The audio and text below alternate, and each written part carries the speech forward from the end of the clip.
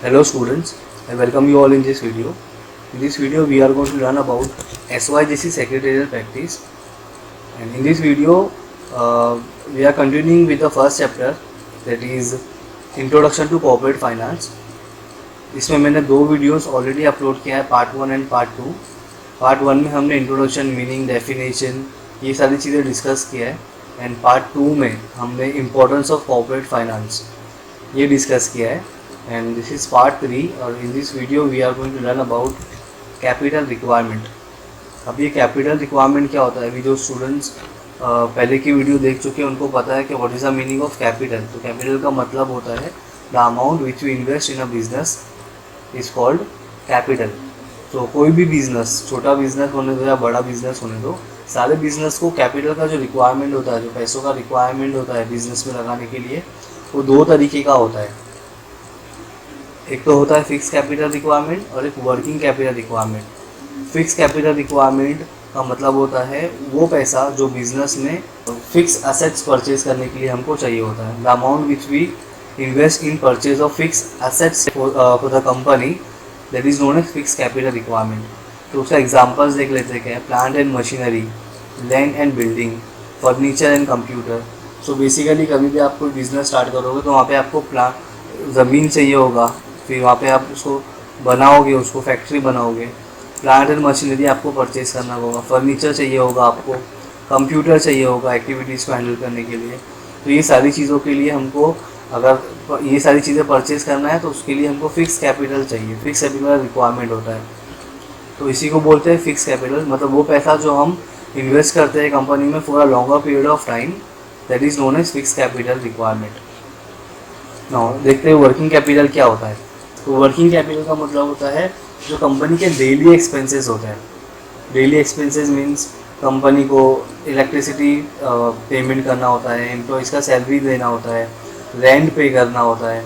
ये सारी चीज़ें के लिए जो होता है, जैसे कैश कंपनी को चाहिए होता है डेली बेसिस पे, और जो पैसा आने वाला होता है, इन्वेंट्री जो कंपनी की होती है, वो सारी चीज़ें, इन सब चीज़ों के लिए कंपनी को जो है वर्किंग कैपिटल का रिक्वायरमेंट होता है. तो बेसिकली यहाँ पे दो चीज़ है. तो कोई भी कंपनी को दो चीज़ का रिक्वायरमेंट होता है, एक तो फिक्स असेट्स का और दूसरा वर्किंग कैपिटल का. तो अभी हम लोग स्टार्ट करते हैं फिक्स कैपिटल. अभी यहाँ पे आपको बुक के अंदर जो दिया हुआ है उसका बहुत बड़ा इंट्रोडक्शन दिया हुआ है फिक्स कैपिटल का.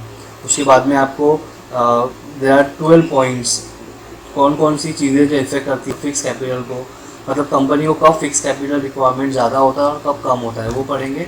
फिर दूसरा आंसर जो है आपका, कंपनी को वर्किंग कैपिटल का रिक्वायरमेंट कब ज़्यादा होता है और कब कम होता है. तो पहला अभी जो हम लोग स्टार्ट करने वाले हैं वो स्टार्ट करने वाले फिक्स कैपिटल रिक्वायरमेंट से. तो अब इसको और डिटेल में देखते हैं फिक्स कैपिटल होता क्या है.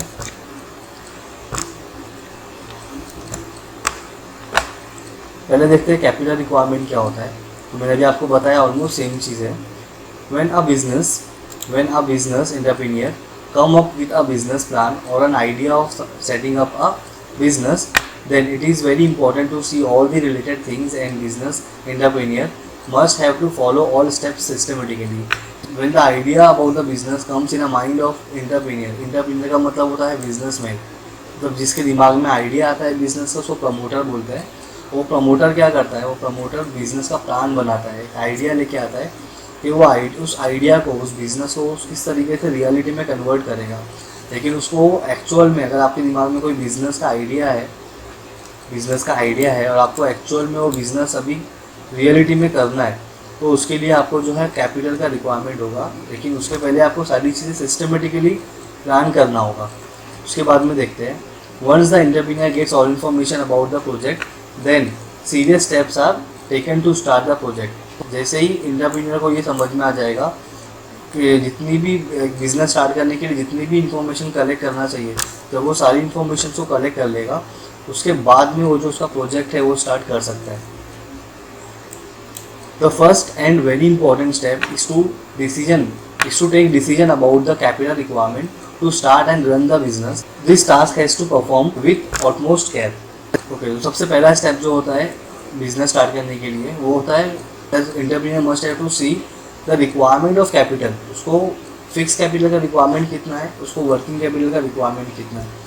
तो ये इसको पहले पता होना बहुत ज़रूरी होता है बिज़नेस के अंदर, कि आपको जो पैसा बिज़नेस में लगने वाला है आपका, तो आप क्या क्या बिज़नेस में परचेज करने वाले हो। जिससे एग्जांपल, अगर आप कोई पर्टिकुलर चीज़ मैन्युफैक्चर कर रहे हो, तो मैन्युफैक्चर करने के लिए आपको मशीन चाहिए, तो मशीन कितने का है, कौन सा नया मशीन है, अच्छा मशीन कौन सा होता है, टेक्नोलॉजी जिसका टेक्नोलॉजी अच्छा हो, जो ज़्यादा प्रोडक्शन करे, उसको देखना पड़ेगा कि मेरे कितने एम्प्लॉय जो है वो मैं हायर करने वाला हूँ।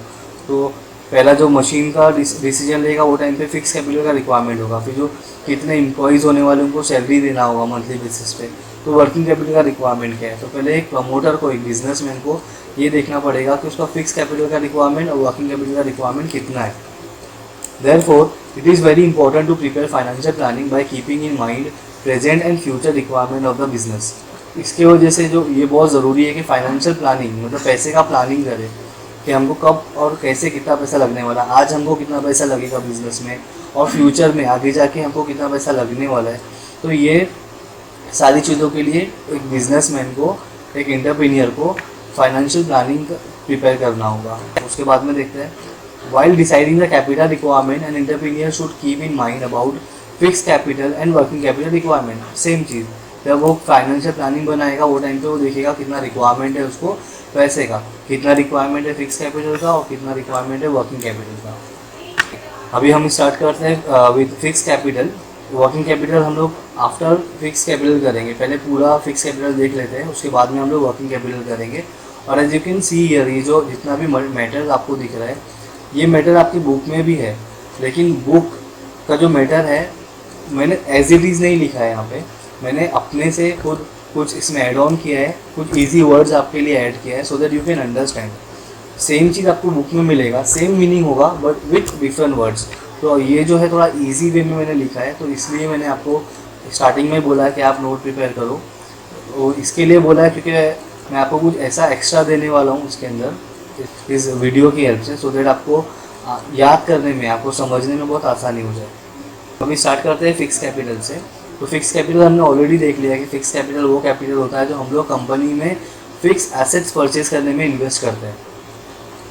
तो पहला देखते हैं, fix capital is the capital which is use for buying fix assets which are use for a longer period of time in the business. मतलब वो एसेट जो बहुत, अभी मशीन हमने परचेज़ किया तो अब वो मशीन थोड़ी ना हम एक महीने के बाद में चेंज करने वाले हैं। वो एक बार मशीन परचेज़ कर दिया अगर, तो वो काफ़ी टाइम तक के बिजनेस में रहेगा, इसके लिए पूरा longer period of time. These assets are not meant for resale, मतलब मशीन परचेज किया तो प्रोडक्शन करने के लिए किया, बिजनेस करने के लिए किया, वो मशीन हमने खुद के लिए खरीदा है, ना कि उसको बेचने के लिए खरीदा है। In simple words, fix capital refers to capital invested for acquiring fix assets. तो सिंपल सा है कि हमको फिक्स कैपिटल, एक्वायरिंग का मतलब होता है to take, to purchase something, to acquire something. तो उसको लेने के लिए, फिक्स एसेट्स को खरीदने के लिए हमको फिक्स कैपिटल का रिक्वायरमेंट होता है। It stage in the business for longer period almost permanently, मतलब वो हमेशा के लिए ही हमारा एसेट्स होता है। अभी फर्नीचर बिजनेस में बनाया तो फर्नीचर जो है वो आप सेल नहीं करोगे या फिर उसको बार बार आप चेंज नहीं करोगे। एक बार फर्नीचर लगा दिया बिजनेस में तो वो हमेशा के लिए रहेगा। Examples of fix capital R capital use for purchasing, land and building purchase करने के लिए हमको फिक्स कैपिटल का रिक्वायरमेंट होता है। फर्नीचर, प्लांट एंड मशीनरी, जो मैंने आपको ऑलरेडी बता चुका है। Initial planning of fix capital requirement is made by companies promoter. अभी प्रमोटर कौन होता है? प्रमोटर वो पर्सन होता है जिसके दिमाग में बिजनेस का आइडिया आता है। जो पर्सन बिजनेस का जो आइडिया होता है उसको रियलिटी में कन्वर्ट करता है, उसी को बोलते हैं promoter. For this they first prepare a list of fixed assets needed by the company and cost of this assets is estimated. इसके लिए जो कितना पैसा लगने वाला है, कौन सा असेट पर हम लोग परचेज करने वाले, मशीनरी कौन सा परचेज करेंगे, कितना पैसा हमको फर्नीचर में लगने वाला है, कितना जो ज़मीन हम परचेज कर रहे हैं जहाँ पे हमारा फैक्ट्री होगा वहाँ पे कितना कॉस्ट लग रहा है। तो वो सारी चीज़ों को एनालाइज करना बहुत इंपॉर्टेंट है। तो उसके लिए प्रिपेयर करेगा लिस्ट ऑफ फिक्स असेट्स। हमको प्रिपेयर करना पड़ेगा कौन कौन सी चीज़ चाहिए और उस पर्टिकुलर मशीन का, फर्नीचर कितना कॉस्ट है। उसके बाद में स्टार्ट करते हैं, they collect information regarding price of land, cost of construction of building, cost of plant and machinery etcetera. Same चीज़ है। आगे देखते हैं, the cost of different fix assets is calculated and the resulting figure would be the total of fixed capital requirement of a new form, मतलब एक नए business को start करने के लिए हमको कितना फिक्स एसेट्स लगने वाला है उसको कैलकुलेट करेंगे। In recent years estimating fix capital requirement has assumed great importance, particularly because of modern industrial process which required increased use of heavy and automated machines। सबसे पहले देखते हैं एस्टिमेटिंग का मतलब क्या होता है। एस्टिमेटिंग का मतलब होता है कि फ्यूचर को के बारे में सोचना अभी से, एस्टिमेट करना, टू प्रिडिक्ट समथिंग। तो यहाँ पे क्या प्रिडिक्ट करना है हमको, fix capital requirement has assumed great importance particularly because of modern industrial process which required increased use of heavy and automated machines। मतलब आज के टाइम पे आप देखोगे अगर तो जितनी भी ऑर्गेनाइजेशन है, जितने भी बिजनेसेस है, वो लोग जितने भी इक्विपमेंट जो भी एसेट्स यूज़ कर रहे हैं वो सारे एसेट्स बहुत ही हैवी एसेट्स यूज़ कर रहे हैं, बड़ी बड़ी इंडस्ट्रीज़ है। तो इसके लिए हमको it is very important to estimate the requirement of fix capital. अगर आप अभी आज के टाइम पे सोचोगे जितने भी बिजनेसेस है, तो बड़े बड़े बिजनेसेस है, तो उनको जो फिक्स एसेट्स का रिक्वायरमेंट होता है वो बहुत हाई होता है। तो इसके लिए ये बहुत ज़्यादा इंपॉर्टेंट है बिज़नेस के लिए कि वो लोग एस्टिमेट करें। एस्टिमेट का मतलब क्या होता है, टू प्रिडिक्ट, फ्यूचर के बारे में सोचना। तो यहाँ पे हमको फ्यूचर के बारे में मतलब कितना कैपिटल का रिक्वायरमेंट होगा वो अज्यूम करना पड़ेगा। यहाँ पे इफ़ यू कैन सी वो हमको अज्यूम करना पड़ेगा, क्योंकि आज के टाइम पे जो मॉडर्न इंडस्ट्री है हमारा, तो जो प्रोसेस है वो धीरे धीरे जो बढ़ता जा रहा है। मतलब पहले छोटी छोटी इंडस्ट्रीज होती थी, स्मॉल स्मॉल बिजनेसेस होते थे, लेकिन अभी वो बिजनेसेस बड़े होते जा रहे हैं। जितने बड़े होते जा रहे हैं उनका जो लोग टेक्नोलॉजी यूज़ कर रहे हैं, जो मशीन्स यूज़ कर रहे हैं वो हैवी मशीन्स है। तो it is very important to estimate the requirement of fix capital. An entrepreneur obtain funds for the purchase of fix assets from capital market. तो जो एंटरप्रेन्योर है, जो बिजनेसमैन है, वो जितना भी एसेट्स उसको चाहिए फिक्स कैपिटल को परचेज करने के लिए, वो कहाँ से लेके आता है, वो कैपिटल मार्केट से लेके आता है। हमने लास्ट वीडियो में पढ़ा था अबाउट कैपिटल मार्केट।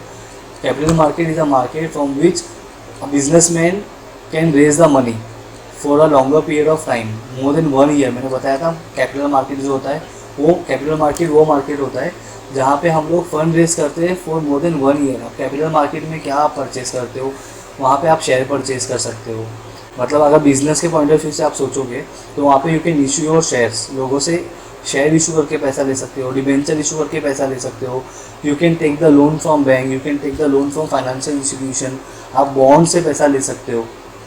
तो वही जितनी भी सिक्योरिटीज़ का ट्रांजेक्शन होता है वहाँ पे शेयर्स का, डिबेंचर्स का, बॉन्ड्स का, loan from bank, loan from financial institution, उसको बोलते हैं कैपिटल मार्केट। तो आई होप आपको ये पॉइंट समझ में आया होगा।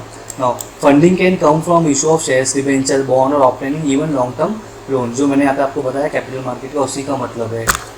अभी यहाँ पे देखते हैं मेन आंसर जो है आपका factor affecting fix capital requirement. अभी मैं आपको एक सिंपल सी चीज़ जो है और जो बहुत ज़्यादा इंपॉर्टेंट है वो चीज़ मैं आपको बता देता हूँ।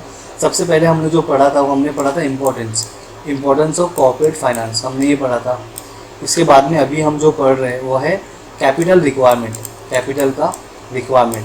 कैपिटल रिक्वायरमेंट हम लोग 2 चीज़ पढ़ रहे हैं अभी। सबसे पहले अभी जो हम लोग यही पढ़ रहे हैं फिक्स कैपिटल। अभी इसके बाद में हम जो पढ़ेंगे वो पढ़ेंगे वर्किंग कैपिटल। अभी इम्पोर्टेंस ऑफ कॉर्पोरेट फाइनेंस और कैपिटल रिक्वायरमेंट, इन दोनों में से अभी इसके बाद में एक और एक आंसर हम लोग पढ़ने वाले हैं, वो भी ऑलमोस्ट सिमिलर है, एकदम सेम है। अभी इनमें से एक आंसर जो है वो आपको 100% आएगा, मतलब 100% आपको वो आपके बोर्ड के एग्ज़ाम में आएगा ही आएगा, नो डाउट। इसके लिए ये जो जितने भी मैं आपको पढ़ा रहा हूँ अभी, ये सारी चीज़ें बहुत इंपॉर्टेंट है, बहुत ज़्यादा इंपॉर्टेंट है। मैंने आपको बताया था SP सेक्रेटरियल प्रैक्टिस, दूसरा मतलब क्या बताया था, सोर्सेस ऑफ परसेंटेज। मतलब आप यहाँ पे अपना परसेंटेज बढ़ा सकते हो। वाई? बिकॉज कुछ थोड़े से आंसर्स है, थोड़े से क्वेश्चंस है जिसका आपको आंसर याद करना है मतलब आपको समझना है और आप इजीली परसेंटेज जो है वो गेन कर सकते हो। ये हम लोग देखते हैं, पहले हम लोग ये स्टार्ट कर लेते हैं फैक्टर अफेक्टिंग कैपिटल रिक्वायरमेंट। तो ये इसका मतलब क्या होता है फैक्टर अफेक्टिंग कैपिटल रिक्वायरमेंट का, वो हम लोग देखते हैं।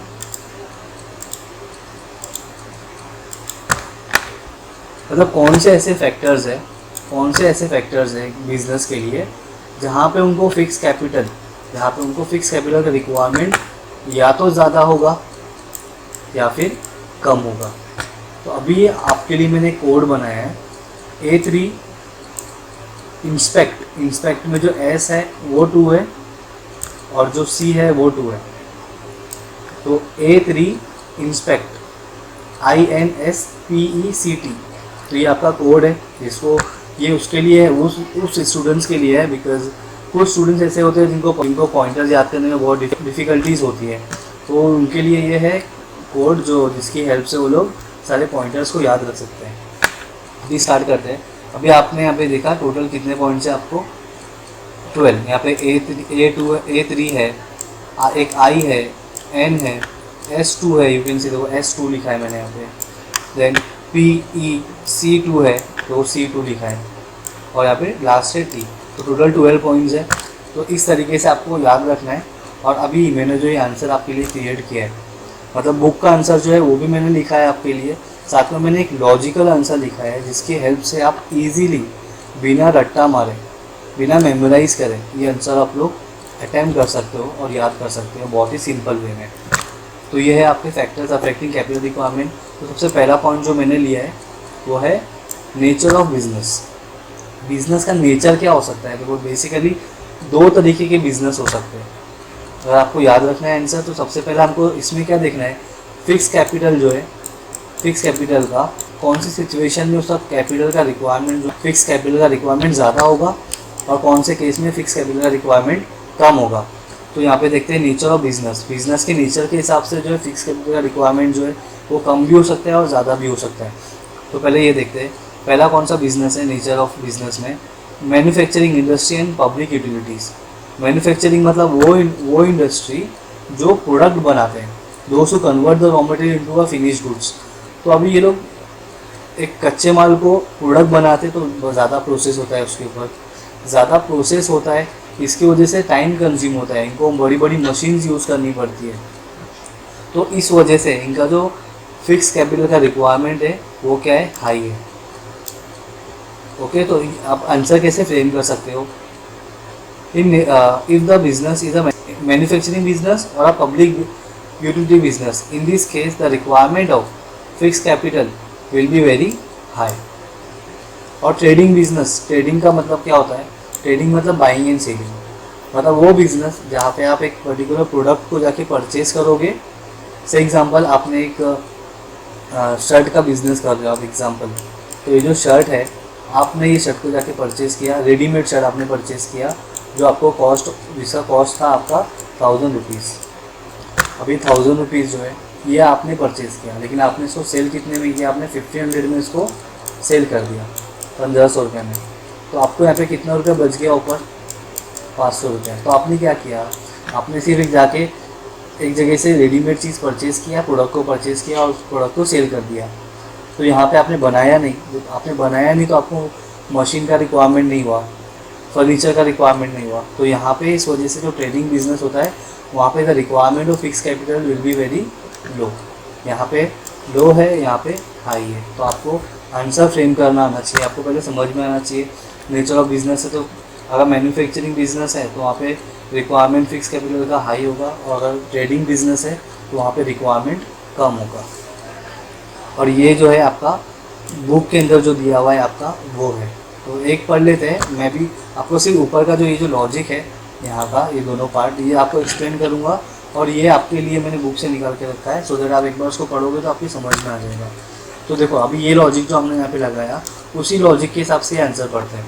Nature of business, manufacturing industries and public utilities have to invest huge amount of funds to acquire fix assets, while trading business may not need huge investment in fixed assets। देखो requirement लो है, requirement high है, तो meaning same है दोनों का।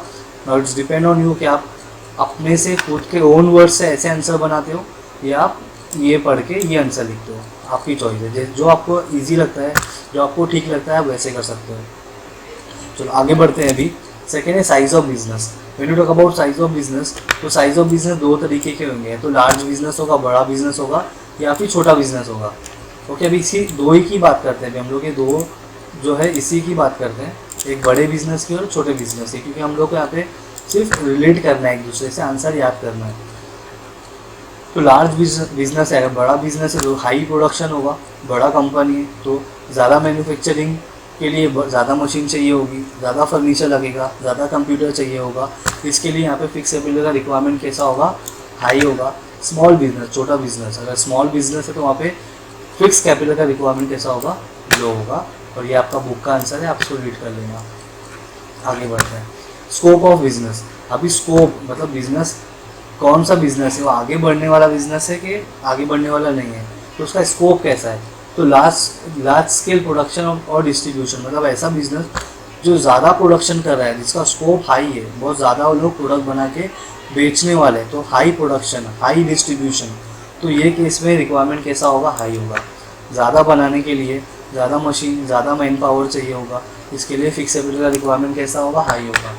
Small scale production और distribution, मतलब कम business, छोटा बिजनेस है, ज़्यादा आपका प्रोडक्शन नहीं है, कम प्रोडक्शन है, जब प्रोडक्शन कम है तो डिस्ट्रीब्यूशन भी कम है, तो वहाँ पे रिक्वायरमेंट कैसा होगा, लो होगा। ओके, और ये आपकी बुक का आंसर है। नाउ एक्सटेंड ऑफ लीज और रेंट, मतलब सपोज आप कोई बिजनेस चला रहे हो, if you are running a company, तो वहाँ पे आपका जो फिक्स एसेट्स है, दो काम कर सकते हो, या तो आप खुद परचेज कर लो, या दूसरा आप उसको रेंट पे ले लो, लीज पे ले लो। लीज पे ले लो, लीज का मतलब होता है कि आपने 5 ईयर्स के लिए एक मशीनरी परचेज कर लिया, 10 साल के लिए एक मशीनरी परचेज कर ली, और एक पर्टिकुलर अमाउंट आपने दे दिया, मतलब आपने 10 लाख रुपया दे दिया और 10 साल के लिए उसको ले लिया, तो उसको बोलते हैं लीज। रेंट का मतलब होता है कि हमको मंथली बेसिस पे रेंट पे करना होता है, तो दोनों ऑलमोस्ट सेम चीज़ ही होती है। देखो, तो आप लीज पे ले लोगे, या तो रेंट पे ले लोगे, लीज पे ले लोगे, या फिर आप क्या करोगे, खुद परचेज कर लोगे। तो अगर आप डायरेक्ट परचेज कर रहे हो, खुद जाके परचेज करोगे, तो मशीनरी आपको बहुत कॉस्टली पड़ेगी, तो इसके लिए वहाँ पे आपको रिक्वायरमेंट जो है वो फिक्स कैपिटल का हाई होगा। और अगर आप लीज पे ले रहे हो या रेंट पे ले रहे हो मशीन को, मतलब फिक्स एसेट्स को, तो वहाँ पे रिक्वायरमेंट कैसा होगा, लो होगा।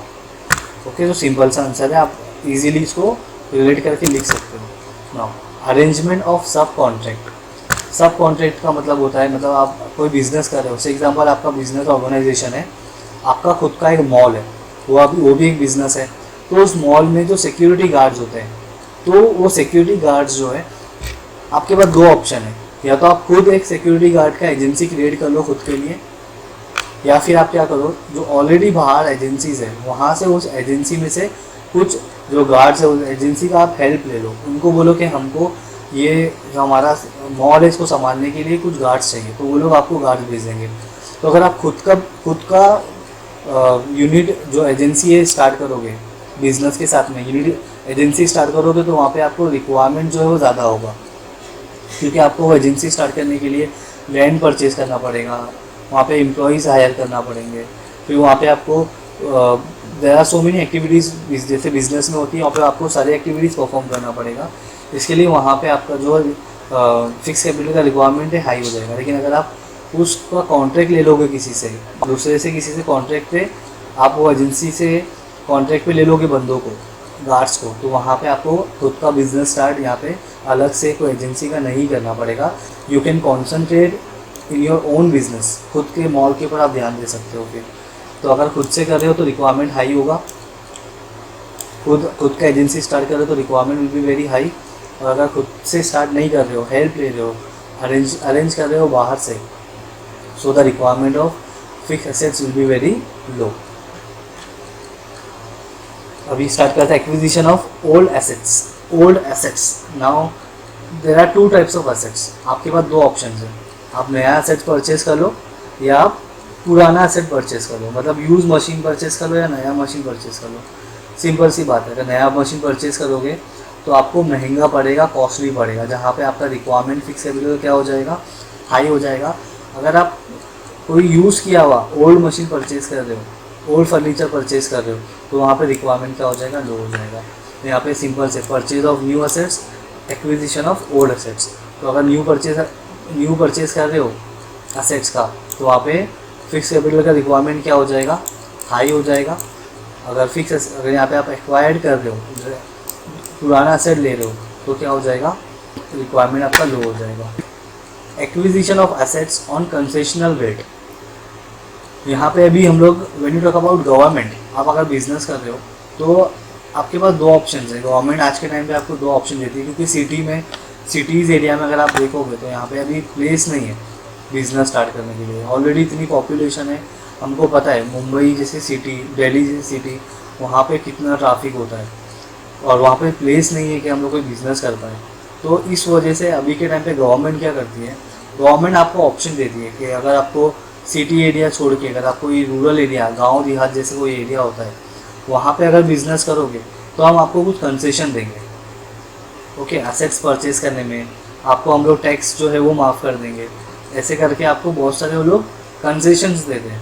तो अगर एक्विजिशन मतलब परचेज करने के टाइम पे acquisition of assets on concessional rate, अगर आप कंसेशनल रेट गवर्नमेंट की बात सुनकर कंसेशनल रेट पे अगर एसेट्स परचेज कर रहे हो, बिजनेस स्टार्ट कर रहे हो, तो वहाँ पे आपका रिक्वायरमेंट कैसा हो जाएगा, लो हो जाएगा। ओके, अगर आप लोग कंसेशन नहीं ले रहे हो, आपकी मर्जी से आप बिजनेस कर रहे हो, जहाँ पे आपको करना है, और जो एसेट्स जो आपको सस्ता मिल सकता है विदाउट टैक्स आप परचेज कर सकते हो, वो आपको नहीं चाहिए। आपको चाहिए कि हमको सिटी एरिया में ही करना है, अपनी मर्जी से करना है, तो वहाँ पे आपका फिक्स कैपिटल का, फिक्स एसेट्स का रिक्वायरमेंट क्या हो जाएगा, हाई हो जाएगा। फिक्स कैपिटल का रिक्वायरमेंट हाई हो जाएगा। इंटरनेशनल कंडीशन, तो इंटरनेशनल कंडीशन का मतलब क्या होता है, यहाँ पे आपको आंसर में एक सिंपल सा एग्जांपल दिया हुआ है अबाउट वॉर। अगर आप कोई इंटरनेशनल बिजनेस कर रहे हो और दुनिया में कहीं पे भी कोई वॉर होने वाला है, मतलब कोई कंट्री में फाइट होने वाली है, अगर आप वॉर एक्सपेक्ट कर रहे हो तो आप क्या करोगे, अगर वॉर एक्सपेक्ट कर रहे हो तो आप जो रॉ मटेरियल आपका है आप जल्दी जल्दी ज़्यादा परचेज़ कर लोगे। अब ज़्यादा परचेज़ करोगे तो रिक्वायरमेंट क्या हो जाएगा, फिक्स कैपिटल का हाई हो जाएगा। अगर वॉर एक्सपेक्ट नहीं कर रहे हो तो वहाँ पे रिक्वायरमेंट क्या हो जाएगा, लो हो जाएगा। उसी तरीके से आपको ये आंसर नीचे भी दिया हुआ है, वैसे ही याद करना है। Trend in economy. Okay, trend in economy मतलब क्या, इकोनॉमी आपका जो है, आपका जो बिजनेस है, या तो वो उसका फ्यूचर ब्राइट होगा, मतलब बहुत ज़्यादा एग्रेसिव होगा, आगे बढ़ने वाला होगा, या फिर आगे नहीं बढ़ेगा। जैसे सिंपल चल रहा है, ऐसे एग्जांपल, आज आपको आपके बिजनेस को 1 लाख रुपये प्रॉफिट हो गया, अभी आपको चाहिए ही नहीं कि ज़्यादा प्रॉफिट हो, आपको चाहिए कि ओके चलो 1 लाख रुपीज़ अगर मेरे को प्रॉफिट हो चुका है तो ओके फाइन, फिर आपको हो गया, कभी 90,000 का प्रॉफिट हो गया, कभी 1,10,000 का प्रॉफिट हो गया, मतलब आपका रेंज जो है वो 1 लाख के आसपास है। तो आपका फ्यूचर जो है आपने इतना सोचा नहीं। लेकिन अगर आप सोचोगे नहीं, मेरे को हमारे कंपनी का फ्यूचर जो ब्राइट करना है, आगे बढ़ाना है उसको, तो वहाँ पे एंटिसिपेटिंग ब्राइट फ्यूचर, अगर आप आगे बढ़ने का सोच रहे हो तो वहाँ पे रिक्वायरमेंट क्या हो जाएगा, हाई हो जाएगा। The requirement of fix capital will be very high. अगर आप नहीं सोच रहे हो, सिंपल सा जो एग्जांपल आपको बताया, तो वहाँ पे रिक्वायरमेंट कैसा हो जाएगा, लो हो जाएगा। पॉपुलेशन ट्रेंड, अभी यहाँ पे आपका आंसर में सिर्फ एक ही एग्जांपल के हिसाब से दिया हुआ है, तो हम लोग यहाँ पे सिर्फ एक ही चीज़ को लेकर चलते हैं और इसी को हम लोग लिखेंगे आंसर में। कभी भी हम लोग when you talk about population, तो सबको पता है पॉपुलेशन हमेशा इंक्रीज़ होता रहता है। कोई भी कंट्री का पॉपुलेशन जो डिक्रीज़ नहीं होता है, हमेशा इंक्रीज़ होता है। तो जितना ज़्यादा पॉपुलेशन इंक्रीज़ होता रहेगा, हाई रेट पे अगर पॉपुलेशन इंक्रीज़ हो रहा है, तो वहाँ पे फिक्स कैपिटल का रिक्वायरमेंट क्या होता रहेगा, हाई होता रहेगा। ओके, लेकिन अगर आपको अगर ये आंसर को बढ़ाना है तो आप एक सिचुएशन ले लो, यहाँ पे जो मैंने नहीं लिया है, मैंने हटा दिया है, तो आप ले सकते हो। Population increasing at higher rate से अगर बढ़ रही है तो आपका वर्किंग फिक्स कैपिटल का रिक्वायरमेंट क्या हो जाएगा, हाई हो जाएगा। लेकिन अगर पॉपुलेशन जो है वो इंक्रीज लो रेट से हो रही है, ज़्यादा बढ़ नहीं रहा है, तो वहाँ पे आपका रिक्वायरमेंट कैसा रहेगा, ज़्यादा नहीं होगा, नॉर्मल रिक्वायरमेंट होगा आपका। तो उस तरीके से आप ये आंसर को बना सकते हो। कंज्यूमर प्रेफरेंस, कंज्यूमर प्रेफरेंस की बात करेंगे, मतलब कंज्यूमर का डिमांड, कंज्यूमर किस चीज़ को, कस्टमर जो है किस चीज़ को ज़्यादा प्रेफरेंस दे रहा है। अगर अभी एग्जांपल मैं अगर आपको अभी बोलूँगा, लिवाइस एक जो ब्रांड है क्लोथ्स का, उसकी जीन्स बहुत अच्छी होती है, तो जीन्स का जो क्लोथ होता है वो बहुत अच्छा होता है। तो दो ऑप्शन है कि आप जो है लिवाइस का कपड़ा परचेज़ कर लो, जीन्स परचेज़ कर लो, या फिर आप लोकल मार्केट से परचेज़ कर लो। तो अगर ज़्यादा कस्टमर जो है लिवाइस का प्रेफरेंस देंगे, लिवाइस का जीन्स परचेज़ करेंगे, तो आप इसको प्रेफरेंस दे रहे हो। डिमांड बढ़ रहा है तो प्रोडक्शन बढ़ेगा, तो हाई डिमांड होगा तो आपको हाई अमाउंट ऑफ प्रोडक्शन करना पड़ेगा। तो वो केस में फिक्स कैपिटल का रिक्वायरमेंट क्या हो जाएगा, हाई हो जाएगा। और लो डिमांड होगा अगर, तो वहाँ पे फिक्स कैपिटल का रिक्वायरमेंट क्या हो जाएगा, लो हो जाएगा। कॉम्पिटिटिव फैक्टर, कॉम्पिटिशन दो चीज़ हो सकती है, मार्केट में कॉम्पिटिशन बहुत हाई हो सकता है या मार्केट में कॉम्पिटिशन बहुत लो हो सकता है। कंपटीशन अगर हाई होगा तो आपको भी ज़्यादा एडवर्टाइजिंग में पैसा लगेगा, आपको ज़्यादा प्रोडक्ट बनाना पड़ेगा, अच्छा क्वालिटी देना पड़ेगा, तो वहाँ पे फिक्स कैपिटल का रिक्वायरमेंट क्या हो जाएगा, हाई हो जाएगा। और अगर लो कंपटीशन है, कोई कंपटीशन मार्केट में है ही नहीं, तो आप क्या कर सकते हो, आप अपनी मर्ज़ी से एसेट्स बना के, गुड्स बना के बेच सकते हो। मतलब क्वालिटी अच्छा नहीं भी होगा तो कंज्यूमर के पास में कोई दूसरा ऑप्शन नहीं है, तो उसको कैसे भी करके आपका ये प्रोडक्ट परचेज़ करना पड़ेगा। इसके लिए यहाँ पे रिक्वायरमेंट क्या हो जाएगी, फिक्स कैपिटल की लो हो जाएगी। ओके, तो आई गेस यहाँ पे टोटल अपना जो 12 पॉइंट्स है वो पूरा का पूरा आपका ख़त्म हो चुका है, सारे 12 पॉइंट्स। तो आप ये पॉइंट्स को इस तरीके से पहले मेमोराइज़ कर लो, और दो दो जो मैंने आपको अलग अलग सिचुएशंस बताए, वो सिचुएशन को ऐसे करके आप बना लो, जो या तो फिर मैंने जैसे बनाया है उस तरीके से बना लो आपकी बुक में, और उस आंसर को आप लोग ईजिली याद कर सकते हैं। और ये सारे जो आंसर जो मैं पढ़ा रहा हूँ ये 100% आपको आने वाला ही है। तो इसके लिए अभी से ही आपको पता है कि जब आप लोग एग्ज़ाम के टाइम पे अपने टीचर से पूछते हो कि हमको इम्पोर्टेंस दे दो, तो अभी इम्पोर्टेंस क्या मिलेगा, यही इंपॉर्टेंट है। मैं आपको बोल रहा हूँ 100% जब जो चीज़ आएगी तो उससे ज़्यादा इम्पोर्टेंट हो क्या सकता है। ठीक है, तो आपको ये सारे आंसर जो है वो आपको याद करना पड़ेगा। ठीक है, तो आई होप जो मैंने आपको ये आंसर्स का फॉर्मेट बना के दिया, जो फॉर्मेटिंग मैंने की है, जो नया एक, आई होप आपको समझ में आया होगा। तो अच्छे से इसको अभी आप लोग लिख कर इसका नोट डाउन कर लो आप सारे पॉइंट्स को, और इसके बाद में जो वर्किंग कैपिटल आता है वो हम लोग नेक्स्ट वीडियो में करते हैं। Till then, thank you very much students.